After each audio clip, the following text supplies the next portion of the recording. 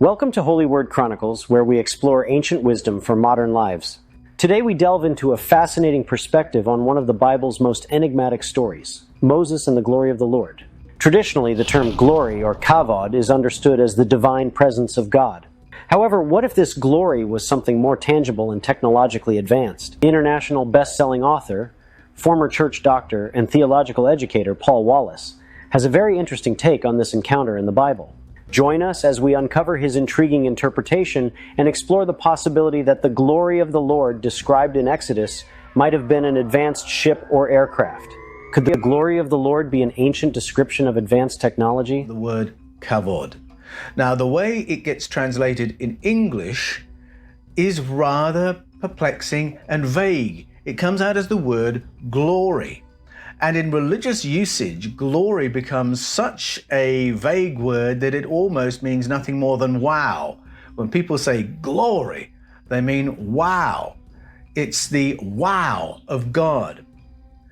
But you know, even in that association, I think there is a reminder of the original response of people to the kavod of Yahweh.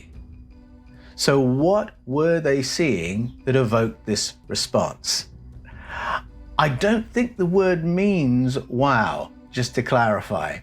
I agree with Mauro that the usage in the Hebrew texts suggests we are looking at something objective, something physical, something material. It's something local. It's here and not here in Exodus 33.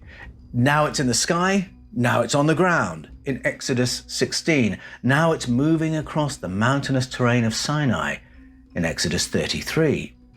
So I have come to the same conclusion. We are looking at something local, physical, material, objective. So to return for a moment to the point where we left off in episode 5 in Psalm 24, where we were opening up the doors to the olam, to the beyond, to the other, to the unknown, waiting for something to come through that doorway. And what we were waiting for was Melech HaKavod, the king with his kavod. I'm going to argue that what comes through that doorway is something physical and material, something objective.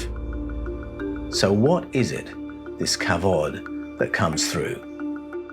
Now, to get a better idea of what this kavod is, I want to go back to Exodus 33. Now, the way it's translated at the moment is fascinating, but clearly indicates there's something else going on that we've not quite got to in today's translations. When Moses asks Yahweh if he can see Yahweh's kavod, Yahweh says, no, that's not possible. You can't see my, and here's the conventional translation, you can't see my glory face to face, except it will kill you. So he can't see the glory of Yahweh face to face without being killed, and yet he's been talking face to face with Yahweh for several days and he's not been killed. And so the answer rolls like this: no, you can't see my glory or it will kill you, except when you can. And now you've asked, you can't. You can't see my glory, but you can see my goodness. But you can only see my goodness from behind.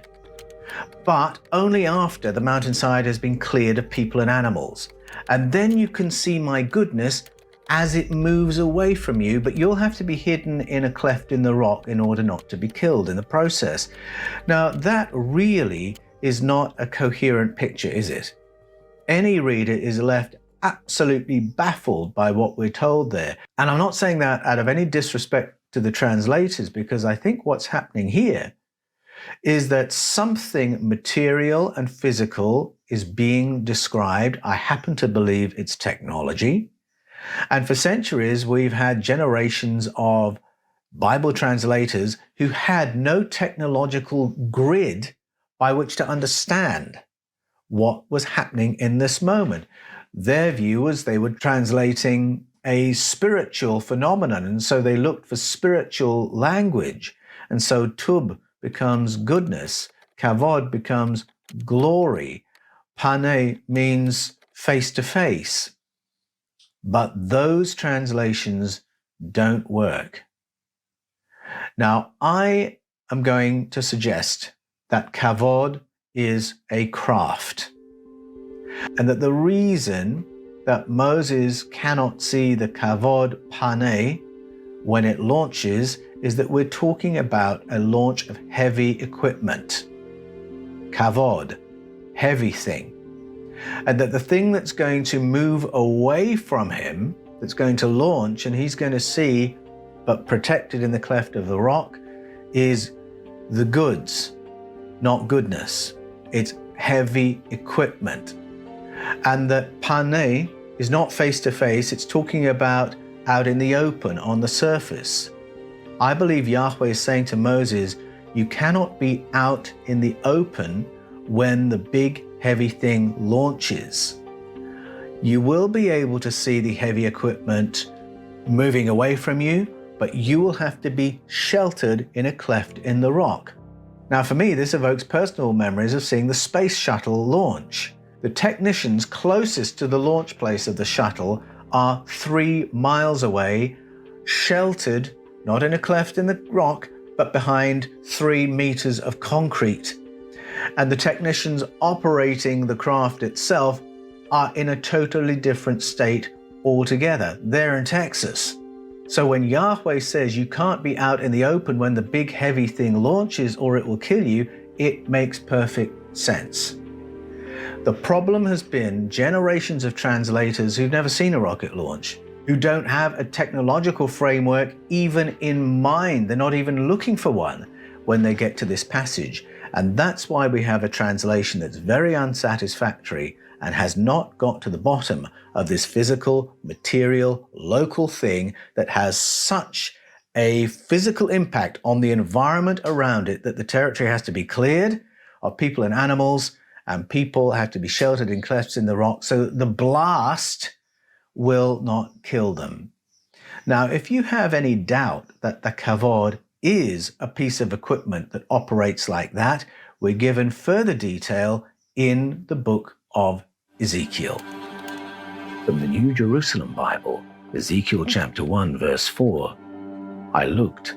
A stormy wind blew from the north, a great cloud with flashing fire and brilliant light round it. In the middle, in the heart of the fire, a brilliance like that of amber, and in the middle, what seemed to be 4 living things. They were of human form. Now as I looked at the living things, I saw a wheel touching the ground beside each of the 4-faced living things. The appearance and structure of the wheels were like glittering chrysolite. All 4 looked alike, and their appearance and structure was such that each wheel seemed to have another wheel inside it. In whichever of the 4 directions they moved, they did not need to turn as they moved. The circumference was of awe-inspiring size, and the rims of all 4 sparkled all the way round. When the living things moved, the wheels moved beside them, and when the living things left the ground, the wheels too left the ground. They moved in whichever direction the Ruach chose to go, and the wheels rose with them, since the wheels shared the Ruach of the living things.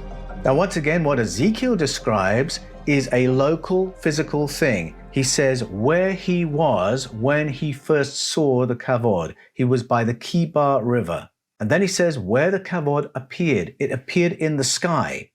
And he talked about the heavens opening, which reminds me of the mysterious doors to the unknown in Psalm 24. The heavens open, and then he talks about what it was that came through this whirlwind. So we've got some really interesting words here. Seara Ruach, a whirlwind wind, was coming out of the north, a cloud with great raging fire engulfing itself, and brightness all around it, radiating out of the midst of the cloud. Now that's not hard for a 21st century eye to picture. You picture a launching rocket, that's exactly what you're seeing. A cloud with fire in the middle and bright light emitted by the fire that radiates the cloud and surrounds this craft. He then speaks about 4 beings who looked human. They looked human, which is a funny thing to say. The reason that Ezekiel is called apocalyptic literature is because what he describes is mystifying. He simply describes what he saw and leaves it to the reader to work out what it was, because he might still be puzzling over it himself. He describes the noise that the craft makes when it moves. He says it's like the sound of many waters, like a great waterfall. Again, that comparison is not difficult for a 21st century mind to imagine. And just in case we thought that this was a spiritual phenomenon he was describing, he describes the wheels and how they operate. And he describes those wheels in such great detail that NASA has a patent on them, issued in 1974 to Joseph Blumrich, who was a senior developmental engineer for NASA back in the 1970s. So the detail of the physical thing is such that wheels have been built to that patent and are still being used to this day on remotely operated rovers used in the exploration of Mars. Ezekiel continues to describe what he saw. He talks about a throne, which I would suggest we could translate as captain's chair. He describes the canopy over the craft. And it's the last verse of Ezekiel chapter 1 that identifies this strange phenomenon as the kavod of Yahweh. Now Ezekiel is then flown around in this kavod. It can fly, it can move. He describes the noise when it moves. He describes the appearance when it arrives. He speaks of the places that they visit until finally he's put down at Tel Aviv, where he is so overwhelmed that for several days he cannot even speak. He's in such shock because he, Ezekiel, has never had an experience like this before, and he doesn't know how to understand it, which is why he tries to describe what he saw and heard so that the reader can interpret it. Now, how a reader would interpret it who'd never seen an aircraft, never seen a space shuttle, never seen a rocket, never imagined anti-gravitic technology of any kind, how that kind of reader would understand the text would be different to how we understand it today. But we have a framework to look at this and say, I think I know what this kavod was. And I think I know what this ruach was, because the two words are being used to identify the same phenomenon. This video aims to spark curiosity and encourage viewers to explore alternative interpretations of ancient texts. By considering the glory of the Lord as potentially advanced technology, we gain a deeper appreciation for the rich and multifaceted nature of these timeless stories. Thank you for joining us on this journey into the mysteries of the Bible. Don't forget to like, subscribe, and share your thoughts in the comments. Stay tuned for more intriguing explorations of ancient wisdom here on Holy Word Chronicles.